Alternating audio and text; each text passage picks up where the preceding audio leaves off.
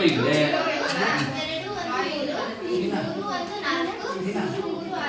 ಈ ಸಲ ನಾವು ಹಣ್ಣುಗಳನ್ನು ಕೂಡ ಈ ಒಂದು ಮಾಡೆಲ್ ಅಲ್ಲಿ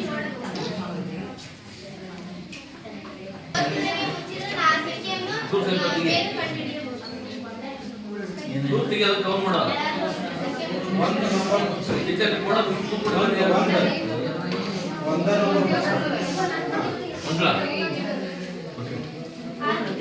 ಕೊಡ್ತೀನಿ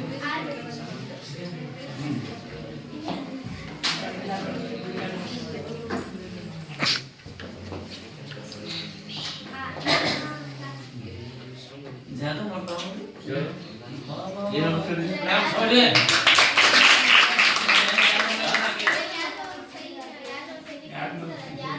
तोड़ पड़ेगी मुझे वंदा से क्यों मुझे हम वंदा पड़ेगा वंदा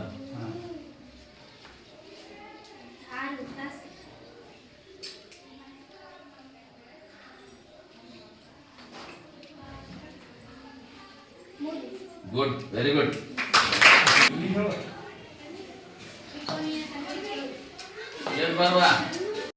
ನನ್ನ ಹೆಸರು ನಿರಂತರ ಸಂಭಾವನಾ.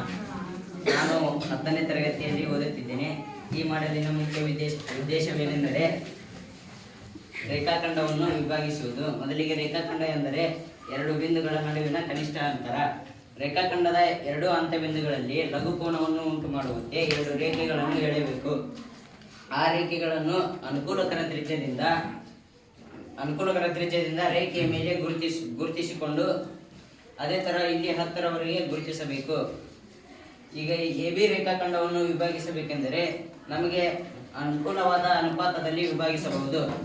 ಉದಾಹರಣೆಗೆ 5:5ರಲ್ಲಿ ವಿಭಾಗಿಸಬೇಕೆಂದರೆ ಇಲ್ಲಿಗೆ ಒಂದು ರೇಖೆಯನ್ನು ಎಳೆಯಬೇಕು. 5:5ರಲ್ಲಿ ವಿಭಾಗಿಸುತ್ತದೆ. ಮತ್ತು 4:3ರಲ್ಲಿ ವಿಭಾಗಿಸಬೇಕೆಂದರೆ ಈ ರೀತಿ ರೇಖೆಯನ್ನು ಎಳೆಯಬೇಕು. ಇಷ್ಟು ಹೇಳಿ ನಾವು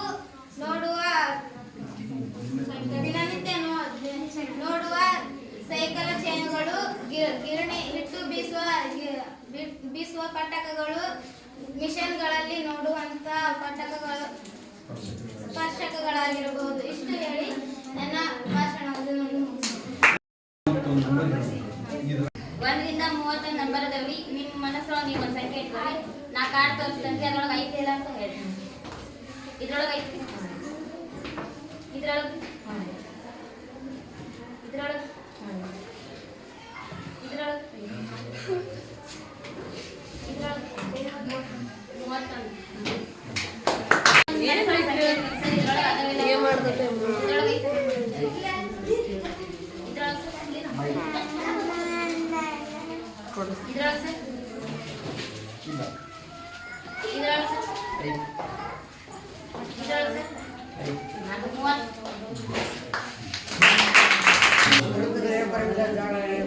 ಮತ್ತು ಅಸಮನಾಗಿರುತ್ತವೆ.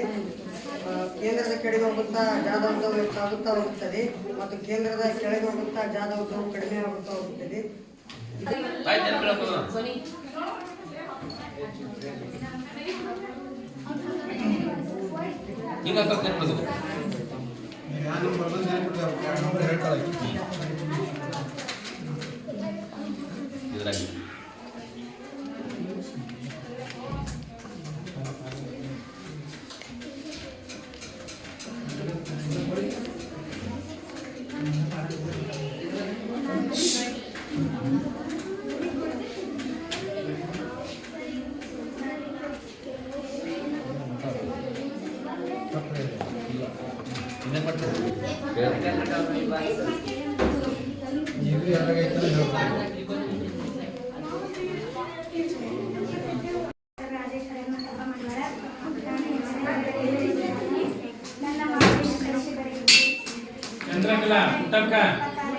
ಇದನ್ನು ವಿತರಿಸಿ ಬರೆದಾಗ 4000 plus 800 plus 70 plus 6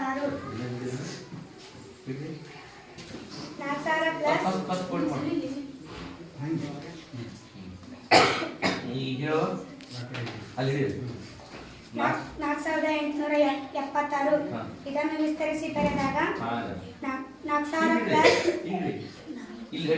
4000 plus 800 plus 70 plus ಇದನ್ನು ಓಸು ಕೂಡಿಸಿದಾಗ ಬರುವ ಮೊತ್ತವೇ 4876.